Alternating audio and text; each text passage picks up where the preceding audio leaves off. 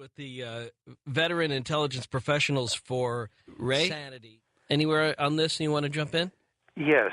I think the key factor here is there are a whole host of unanswered questions having to do with 9/11, and that they are unanswered because the people who know the answers will not give the answers.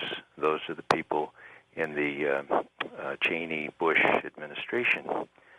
I applaud the people who are trying to get the answers, and as Mike just said, it's small wonder that many resort to conspiracy theories, but, what is needed here, Ian, is an investigation.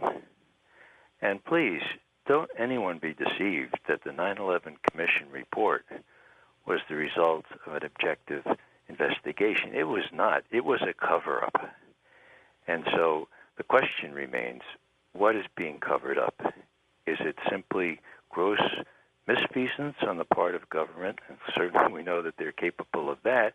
Or is it something more sinister? And frankly, I am very, very bothered by some of the more egregious testimony. Let me take 1 minute just to give you an example.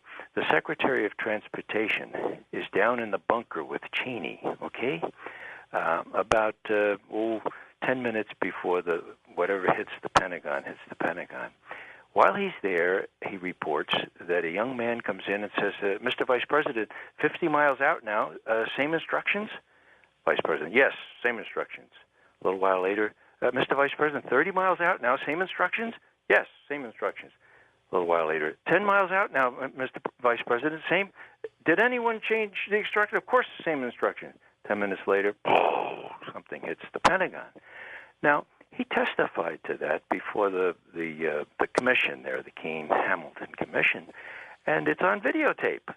And Hamilton sort of asked him a leading question. He said, well, which plane was that? Hoping he'd say the one in Pennsylvania. But Mineta says, the one that hit the Pentagon. Now, I had a chance to ask Mineta one-on-one about a year ago. I said, Secretary Mineta, who is that young man? He said, I don't know. I said, well, did he have a uniform on? No, he didn't have a uniform on. I said, well, you could really help dispel all these conspiracies if you just tell, how you figure that out, that he asked the Vice President whether the same instructions. He says, well, we were thinking about shoot-down instructions in Pennsylvania. And I said, no, Mr. Secretary, we're talking about the one that went into the Pentagon. The Pennsylvania was almost an hour later. And it was almost as though a veil came over his eyes, Ian. And he said all he could say was Pennsylvania, Pennsylvania, Pennsylvania after that. And, that hardly reassured me that he's interested in getting to the bottom. I said, did you ever inquire as to who that young man was? No, I never did. So this is just one example that bothers me greatly. And, you're in danger of being accused of being a conspiracy buff or something like that, but that's something that could be answered with a legitimate attempt to find the answers, and nobody has taken the trouble to do that, and it bothers me greatly. That's the most fascinating thing I've heard in about a year. That's amazing. I'd sleep for a couple of days mulling that over, that possibility that Dick Cheney could have been involved with a plane approaching Washington that was not being stopped, that was not being shot down. I mean, that they suspected might be involved in this, and they didn't do anything about it. And having issued stand-down instructions, which could have been reversed after this young man kept asking whether he wanted to reverse them. So, Mineta's business about shoot-down instructions, well, there was a lot of uncertainty about that, too, specifically with respect to the plane in Pennsylvania almost an hour later. But the Pentagon, as you already pointed out, is heavily fortified with all manner of missiles from the roof and everywhere else. For some reason, they didn't work that day, and you don't have to be a conspirator to say, well, how does that parse?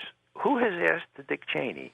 And, the fact that Dick Cheney wouldn't testify before the 9/11 Commission unless it was he and Bush together Well, what does that tell you? What does that tell you? So, and there are 100 of other things like that. So, I'm a professional intelligence analyst, and the fact that I think Dick Cheney happens to be able to do that kind of thing should not color my judgment as to what the bottom line is. And so I try to keep it apart. For every question that comes up, and for every theory that is advanced, I have three more questions. So I can't put myself in the position of cherry picking intelligence just because I think Cheney is capable of it.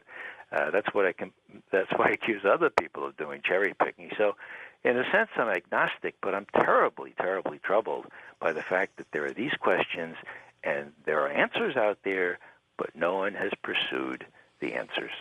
Well, we will, and we will continue to ask good questions on the phones for our three guests, Colleen Rowley and Mike German, former FBI analysts and agents, and Ray McGovern, 27-year veteran with the CIA as an analyst. Story indicates from Mineta, and that story from the bunker, which would be even a little bit more sinister, maybe, that they did a stand-down thing and just said, wherever this plane is going to go, start there, let it go. Well, I think we covered a lot of that territory with the artificial stoking of fear, but the fundamental problems not being addressed.